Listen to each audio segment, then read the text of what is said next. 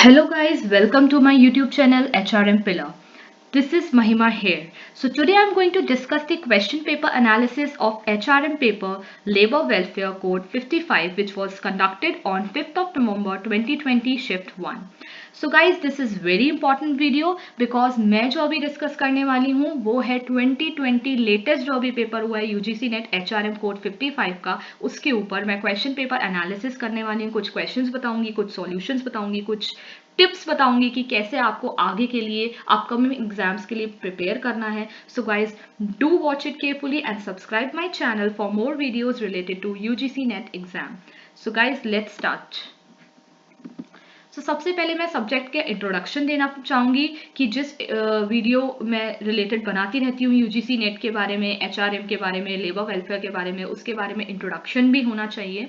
So guys ये जो paper है इसका नाम जैसे कि it's human resource management also known as labour welfare और पर्सनल मैनेजमेंट।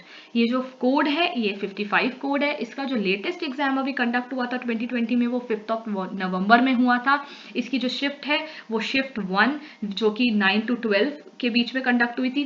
3 आवर्स के जो ड्यूरेशन दिया जाता है इंक्लूडिंग पेपर 1 ऑल्सो। अब जो मैं इसका डिफिकल्टी लेवल बताना चाहूंगी गाइस, अगर मैं इसको रेट करूं डिफिकल्टी लेवल के अकॉर्डिंग तो I will rate it between moderate to difficult. The reason is जो क्वेश्चंस इस बार आए थे HRM के पेपर में, अगर मैं उनको देखूं तो वो that was not too difficult but that was not also easy. So if I wanted to like rate it तो मैं इसको डिफिकल्टी लेवल मॉडरेट से डिफिकल्ट के बीच में दूंगी, बिकॉज कुछ क्वेश्चंस ऐसे थे दैट वर मॉडरेट बट कुछ लेबर लॉज से क्वेश्चंस रिलेटेड ऐसे थे दैट वर डिफिकल्ट, तो हम इसको बीच में रेट करेंगे। अब अगर क्वेश्चंस की बात की जाए तो टोटल 100 क्वेश्चंस आते हैं।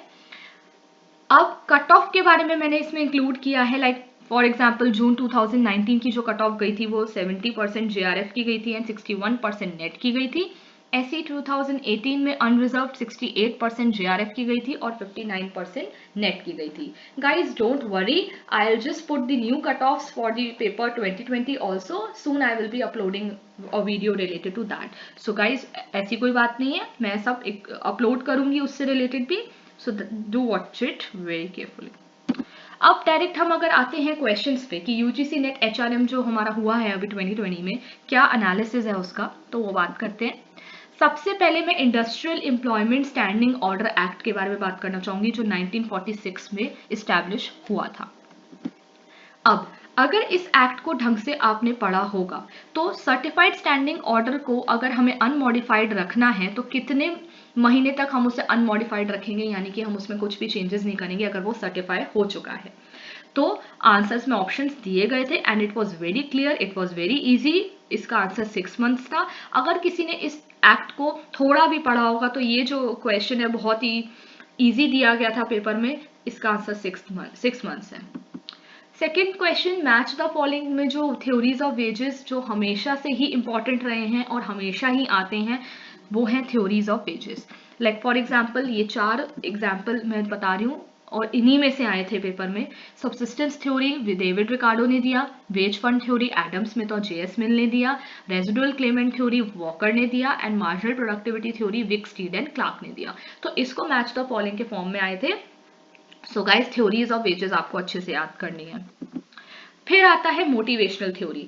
मोटिवेशनल थ्योरी गाइस बहुत ही ज़्यादा इंपॉर्टेंट है, आपको पहले भी बताया है, मैंने वीडियो भी बनाई है, वेजेस थ्योरीज की भी बनाई है और मोटिवेशनल थ्योरी की भी बनाई है। तो आप जाके देखें, नोट्स बनाएं और उसको इंक्लूड करें, बिकॉज खाली प्रपाउंडर का नाम जानने से नहीं होता है, आपको डिटेल में थ्योरी के बारे में पता होना चाहिए। क्योंकि इस बार जो उन्होंने फॉर्मेट में चेंज किया है पेपर के वो ये कि उन्होंने स्टेटमेंट और अनकरेक्ट और करेक्ट के फॉर्म में देना शुरू किया। Like for example Alderfer's ERG theory of motivation is related to Maslow's need hierarchy theory.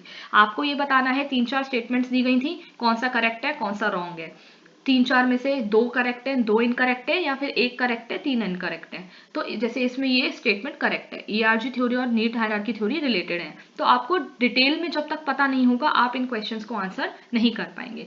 So guys मैंने तो वीडियो बनाई हुई है इस पे अलग से, आप उसको जाके देखिए और नोट्स बनाइए।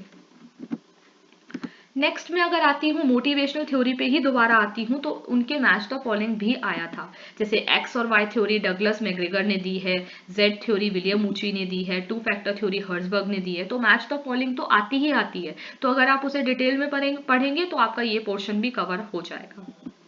देन इस बार जो थोड़ा सा मैं बताना चाहूंगी और स्ट्रेस करना चाहूंगी वो ILO कन्वेंशंस पर है। अब गाइज मैंने जब ILO के ऊपर वीडियो बनाई थी तो उसमें मैंने 6 कन्वेंशंस के ऊपर बहुत ही थॉरली और बहुत ही ज़्यादा डीपली डिस्कस किया था। अब इन्होंने इस बार पेपर में क्या फॉर्मेट में चेंज किया है वो ये है कि they have included the other conventions also which are related to agriculture, village, farmer, like related to the agricultural area.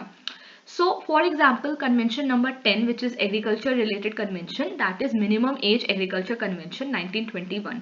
उन्होंने बहुत सारे एग्रीकल्चर से रिलेटेड कन्वेंशन दे दिए और उनकी ईयर ऑफ एस्टैब्लिशमेंट दे दिए, जैसे कि इसमें 1921 है और आपको मैच द फॉलोइंग करना था। और ऐसा एक क्वेश्चन नहीं, ऐसे 2-3 क्वेश्चन आए थे related to ILO. So guys ऐसा नहीं है कि you only have to stick to the main conventions, you have to study all the conventions. I am not saying कि आपको डीपली पढ़ना है, but you must know the year of establishment as well as the ratification in India. अब guys हम आते हैं types of trade union पे. Types of trade union पे गाइज मैं ऑलरेडी सेपरेट वीडियो बना चुकी हूँ, craft union, industrial union and general union. अब इस पे क्वेश्चंस इस टाइप आए थे, लाइक अहमदाबाद टेक्सटाइल यूनियन किस टाइप की यूनियन है? इंडस्ट्रियल यूनियन है. अब दूसरा टाइप क्या आया था क्वेश्चन का? करेक्ट और इनकरेक्ट स्टेटमेंट्स आ गए थे. 4 स्टेटमेंट्स दिए गए थे, आपको बताना था कि कौन सा स्टेटमेंट सही है कौन सा गलत है. और वो किस टाइप के स्टेटमेंट्स थे? यही स्टेटमेंट्स थे कि कौन सी यूनियन क्राफ्ट में आती है, कौन सी इंडस्ट्रियल में आती है, कौन सी जनरल में आती है. सो गाइस ट्रेड यूनियन के बारे में भी पता होना चाहिए. अब अगर मैं आती हूँ हिस्ट्री और इवोल्यूशन ऑफ ट्रेड यूनियन के बारे में, guys this is the most important topic. So आप इसको बहुत ही अच्छी तरीके से अगर आगे प्रिपेयर करना चाहते हैं तो इसको बहुत अच्छे से तैयार करके जाइए. Like for example Madras labour union कब बनी, किसने बनाई, कौन था प्रेसिडेंट, या फिर 1918 में क्या कौन सी यूनियन बनी, मद्रास लेबर यूनियन बनी. ऐसे क्वेश्चंस आए थे. सेकंड जो क्वेश्चन आया था मैच द फॉलोइंग, हमेशा आता है, ईयर्स को मैच करना होता है उनके ट्रेड यूनियन से. Like for example all India trade union Congress 1920 में बनी थी, तो INTUC 1947 में बनी थी. तो ऐसे ही 3-4 दे देते हैं और आपको मैच करना होता है. तो गाइज ट्रेड यूनियन के हिस्ट्री और इवोल्यूशन के बारे में आपको पता होना चाहिए, उनके ईयर ऑफ एस्टैब्लिशमेंट के बारे में पता होना चाहिए, प्रेसिडेंट के बारे में पता होना चाहिए, और ये पता होना चाहिए कि फर्स्ट कौन सी थी हमारी, उसके बाद उसको अमेलगमेट कर दिया, मर्ज कर दिया, वो सब पता होना चाहिए. देन करेक्ट इनकरेक्ट स्टेटमेंट के फॉर्म में ऐसे आया था, एग्जाम्पल फर्स्ट प्रेसिडेंट INTUC का सरदार वल्लभ भाई पटेल है, ये करेक्ट है या इनकरेक्ट है. तो इस केस में ये करेक्ट स्टेटमेंट दी है मैंने, तो आपको ये बताना था करेक्ट कौन सी है, इनकरेक्ट. और तब आप वह तभी बता पाएंगे जब तक आप इवोल्यूशन को अच्छे से पढ़ेंगे. देन ये मैं इसको डिस्कस करना चाहूंगी EPF एक्ट को. Guys this is the most important law which was being included in 2020 HRM exam. ज़्यादा लॉज नहीं आए, बट ये जो लॉ आया इसके बारे में 3-4 क्वेश्चंस बने हैं. सो गाइज इसके ऊपर मैं इसलिए स्पेशली डिस्कस करना चाहूंगी. इस बार यह क्वेश्चन आया था कि put in the correct sequence in the year of establishment. जितने भी प्रोविजंस हैं EPF एक्ट में उनको उनके ईयर ऑफ एस्टैब्लिशमेंट में सीक्वेंस में करेक्ट सीक्वेंस में लगाना था. जैसे कि पहले EPF आया, फिर डायरेक्ट लिंक्ड इंश्योरेंस स्कीम आई, फिर पेंशन स्कीम आया, जैसे कि मैंने अभी इसको सीक्वेंस में लगाया है. सेकेंड क्वेश्चन ये आया है कि जितने भी शेड्यूल्स हैं उस EPF एक्ट में उसको करेक्ट सीक्वेंस में लगाओ फ्रॉम 1 to 4. टोटल 4 शेड्यूल्स है गाइस. अब मैंने इसमें इंक्लूड किया, जैसे शेड्यूल 1 में इंडस्ट्री लिस्ट दी गई है, शेड्यूल 2 में EPF एक्ट दिया गया है, शेड्यूल 3 में पेंशन स्कीम दी गई है, और शेड्यूल 4 में डिपॉजिट लिंक इंश्योरेंस स्कीम दी गई है. सो गाइज इसको आपको करेक्ट सीक्वेंस में लगाना था. तो अगर आप EPF एक्ट 1952 को अच्छे से पढ़ के गए होंगे इस बार, तो आपने वो सारे क्वेश्चंस को आंसर किया होगा, अच्छे से किया होगा, जो कि EPF एक्ट से रिलेटेड आए थे. सो गाइज इस बार और आगे के लिए भी जब आप प्रिपेयर करें तो EPF एक्ट को और बाकी लेबर लॉस को अच्छे से प्रिपेयर करें. देन मैनेजमेंट थिंकर्स के बारे में इस बार चेस्टर बर्नार्ड से रिलेटेड एक क्वेश्चन आया था. दैट हु क्या दिया उन्होंने, प्रपाउंड किया था उन्होंने, सिस्टम्स अप्रोच प्रपाउंड किया था. बट इस बार अगर मैं देखूं तो लेस क्वेश्चंस आए थे. अगर मैं एनालिसिस करूं तो लेबर वेलफेयर के ऊपर 1 से 2 क्वेश्चन आए थे, ज़्यादा नहीं आए थे. और लेबर मार्केट के ऊपर अगर मैं बोलूँ तो बिल्कुल भी क्वेश्चंस नहीं आए थे, और ज़्यादा से ज़्यादा अगर आए थे तो एक ही क्वेश्चन आया होगा. सो गाइज ये तो मैंने अभी आपको सारे इस क्वेश्चंस बताए जो कि थे. रिलेटेड टू HRM 2020 जो अभी कंडक्ट हुआ है 5 नवंबर को। अब अगर मैं इसका ओवरऑल एनालिसिस बताऊं, एक जिस्ट बताऊं, एक समरी बताऊं कि 2020 जो पेपर हुआ है, तो मैं बताना चाहूंगी कि असर्शन एंड रीजंस के क्वेश्चंस बहुत सारे आए थे गाइस। बहुत अच्छे से प्रिपेयर करके जाइए, डीपली पढ़िए।